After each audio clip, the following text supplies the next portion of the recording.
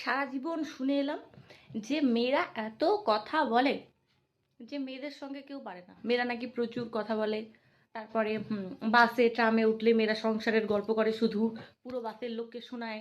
হ্যাঁ, তারপরে এরকম একটা মিমও আছে যে একজন রিক্সা চালক রিক্সাটা চালাচ্ছে আর পিছনে দুটো মেয়ে বসে আছে, আর মেয়েদের পেটে যত কথা আছে সব রিক্সাওয়ালা শুনছে। এরকম আমি শুনে এসেছি, বাসে ট্রামে উঠলে মেয়েরা নাকি প্রচুর সংসারের গল্প করে, সবাই সেটা শোনে আর মজা নেয়। হ্যাঁ, কিন্তু আজকে কলেজ যাচ্ছিলাম, তখন আমার পিছনের সিটে দুটো লোক বসেছে। হুম, দুটো লোক বসেছে, ওরা এত জোরে জোরে গল্প করছে, মানে আমার যেতে টাইম লাগে মোটামুটি 1 ঘন্টা 20 মিনিট এই যে বাসে চড়ার পর থেকে। হায় রে হায়, গল্প করতে করতে এত, মানে গল্পটা সেটা আসতে নয়, এত জোরে জোরে চিৎকার করে গল্প করছে, পুরো বাস মাথায় তুলেছে।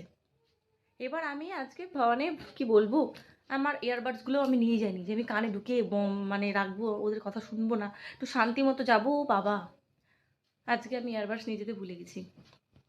আর ওই দুটো লোকের প্যাচের প্যাচের সারাটা রাস্তা, উফ, মানে আজকে এটা আমাদের ভুল প্রমাণ করে দিল।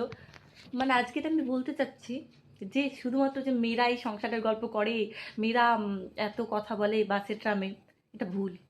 ছেলেরাও কিছু তো কম যায় না।